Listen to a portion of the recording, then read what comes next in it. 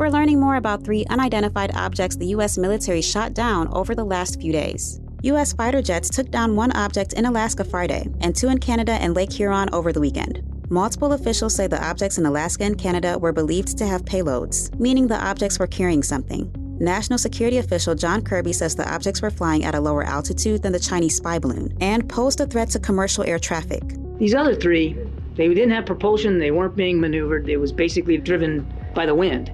We don't know for sure whether they had a surveillance aspect to them, but we can't rule it out. There was enough uncertainty there that, again, out of an abundance of caution, doing the prudent thing, the president directed that they get taken down.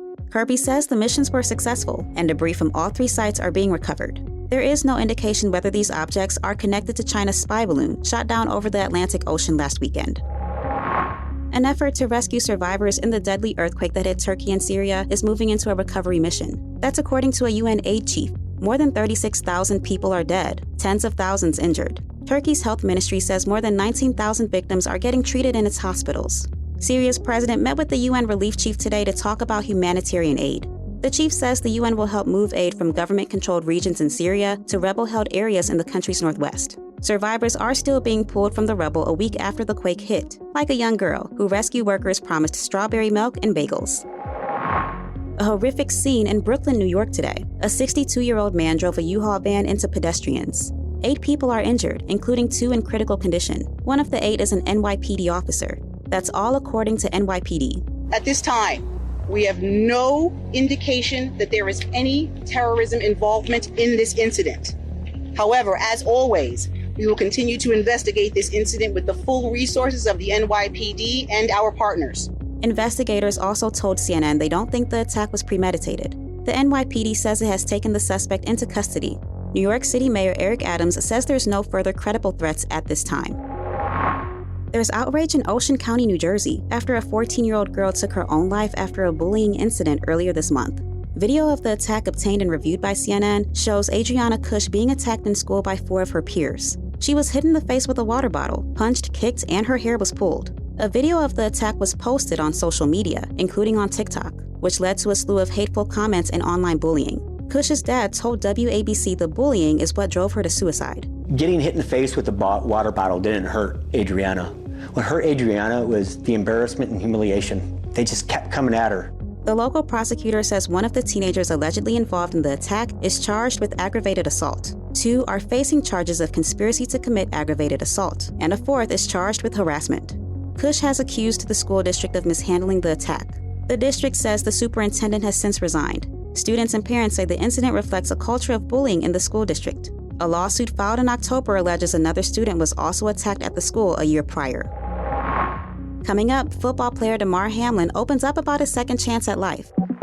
Every morning, every night, I take 10 deep breaths to myself, and it puts everything in perspective for me. Buffalo Bills safety Damar Hamlin told ABC he's doing great physically after going into cardiac arrest during an NFL game, but is still working through things emotionally. I'm still trying to process all the emotions and the trauma that comes from, dealing with a situation like that and not really having people around or, no one in my immediate circle who's dealt with something like that. It's still not clear why the healthy 24-year-old went into cardiac arrest. Hamlin declined ABC's question about it. He said he watched the tackle right before the incident, but couldn't watch a lot of it. As far as his return to the sport, Hamlin says that's always the goal, but there's a long road ahead. That's all for now. We'll be back at 10 p.m. Eastern. We begin with the key inflation report that markets have been waiting for. January's Consumer Price Index is due out at 8:30 a.m. Wall Street time. We get a preview from Bloomberg's Michael McKee. Starting with the good news, headline inflation is forecast to have fallen again in January. But that's because of base effects, the fact that it was higher last year at this time. The bad news is on a month-to-month basis, January prices likely rose at a faster pace. Some things, like gasoline and used cars, rose in price, but the government is also rejiggering its seasonal adjustments and the weight it puts on various sectors. That will give the CPI a statistical boost. Bottom line, markets and the Fed will likely look through the report, anticipating some reversion this month. The Fed doesn't meet again until March 22nd. Michael McKee, Bloomberg Daybreak. All right, Mike, thanks. Well, we turn to the White House now, and it looks like President Biden is set to pick a new top economic advisor. We get the latest live with Bloomberg's Steve Rappaport. Steve, good morning. Good morning, Karen and Nathan. President Biden is tapping Federal Reserve Vice Chair Lael Brainerd for the job, with an announcement coming as soon as today, according to people familiar with the matter. As director of the National Economic Council, Brainerd will have a prominent role as the administration shifts focus to the implementation of laws such as the Inflation Reduction Act. Her appointment to succeed NEC Director Brian Deese creates an opening on the Federal Reserve's Board of Governors as the central bank continues its campaign of pursuing aggressive interest rate hikes. Live in New York, I'm Steve Rappaport, Bloomberg Daybreak. Okay, Steve, thanks. Turning to Europe, we're seeing wages in the UK rise more than expected. Let's go live to London and get the very latest with Bloomberg's Ewan Potts. Good morning, Ewan. Good morning, Nathan and Karen. Average earnings in the UK, excluding bonuses, rose 6.7% in the 3 months to December from the previous year. Ignoring the pandemic, that's the fastest pace since records began in 2001. The reading, another sign of Britain's tight labour market, will provide ammunition to Bank of England policymakers to hike rates again next month. The latest inflation data comes tomorrow.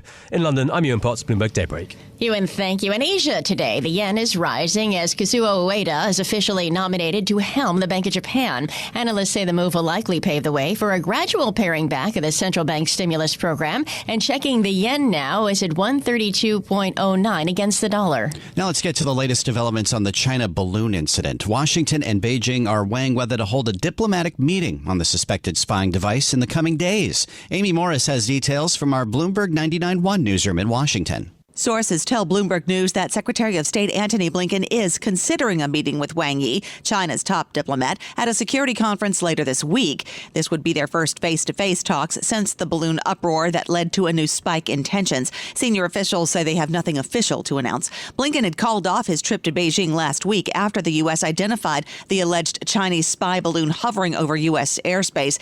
The U.S. says that balloon, which was shot down off the coast of South Carolina, was part of a global surveillance system. Since then, 3 more objects have been shot down. In Washington, I'm Amy Morris, Bloomberg Daybreak. Amy, thank you. The U.S. military says it's recovered significant debris from that suspected spy balloon, but there's still a lot we don't know about the other objects taken down over the U.S. and Canada. That's according to Republican Congressman Dusty Johnson of South Dakota, who sits on the House China Select Committee. He wants to know more about China's motivations.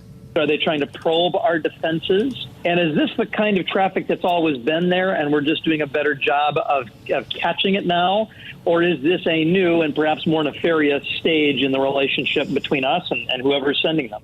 And Republican Congressman Dusty Johnson spoke with our Washington correspondent Joe Matthew on Bloomberg Sound On. Catch the show weekdays at 5 p.m. Eastern on Bloomberg Radio or listen anytime on demand wherever you get your podcasts. Let's take a look at the oil market this morning, Karen. Crude is trading lower on news that the White House plans to sell more oil from the Strategic Petroleum Reserve. We get the story from Bloomberg's Charlie Pellet. Deliveries are estimated to happen between April and June. Sources say the non-emergency sale will amount to 26 million barrels of crude and is part of the congressionally mandated sale that lawmakers approved years ago for the current fiscal year. The Energy Department has sought to stop some of the sales required by 2015 legislation so it can refill the emergency reserve, which currently has about 371 million barrels. After this latest release, the reserve will dip to about 345 million barrels.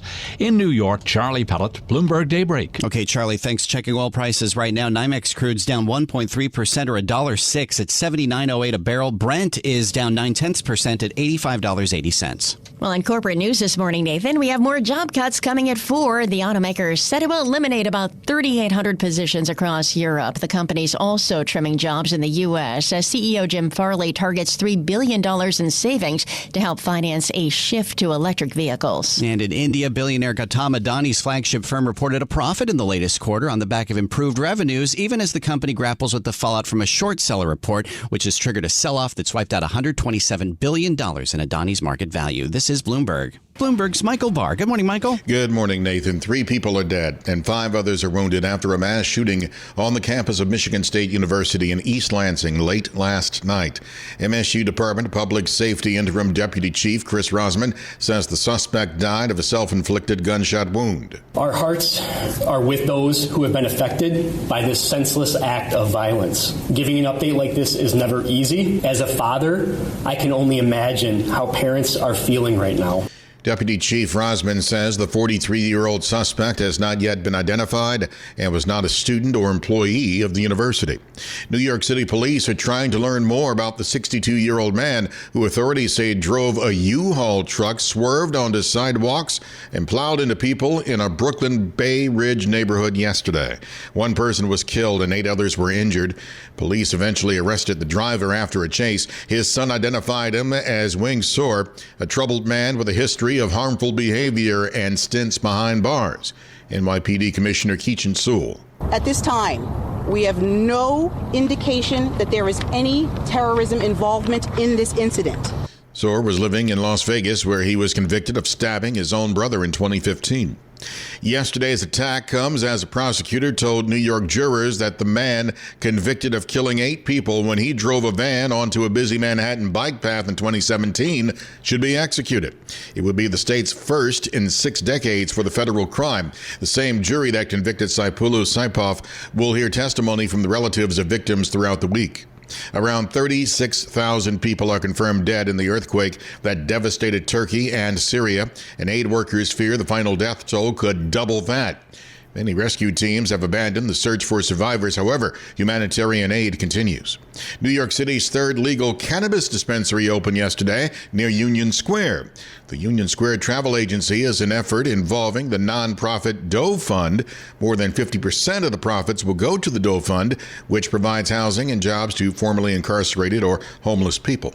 Global news, 24 hours a day, powered by more than 2,700 journalists and analysts in over 120 countries. I'm Michael Barr. This is Bloomberg. Nathan. Thank you, Michael. Time for our Bloomberg Sports Update now. It's brought to you by Tri-State Audi. Good morning, John Stashower. Good morning, Nathan. Been a long time since the Knicks beat the Nets. Got to go back to January of 2020. Pre-COVID was actually the day Kobe Bryant passed away. Since then, 9 straight wins by Brooklyn. All but 2 were in single digits at the Garden. Knicks finally beat the Nets. 124-106. Jalen Brunson again led the way. 40 points. He shot 15 of 21. Made 6 of 9 three-pointers. His former Villanova teammate Josh Hart is already making an impact with his new team. Second game as a Knick. Hart off the bench for 27 points. Spencer Dinwiddie led Brooklyn with 28. Both the Knicks and Nets play tomorrow. It's the final games for them before the All-Star break. Kind of amazing that Brunson is, as of now, not slated to play in the All-Star game, but Boston's Jaylen Brown is currently injured, may need a replacement. As pitchers and catchers get ready to report to spring training, the Mets tomorrow, the Yankees on Thursday. MLB announced the Ghost Runner staying put.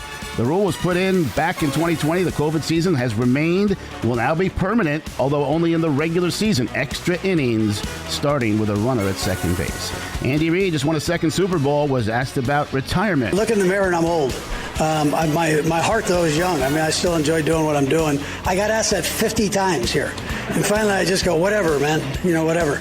And that's a good friend. Jay Glazer's a good friend. So, I mean, he's probably telling me to get my tail out. I'm too old. But I'm good with what I'm doing right now. So. Glazer had reported on Fox that Reid could retire. Super Bowl ratings out. The audience averaged 113 million, 3rd most watched game ever. John Stashower, Bloomberg Sports.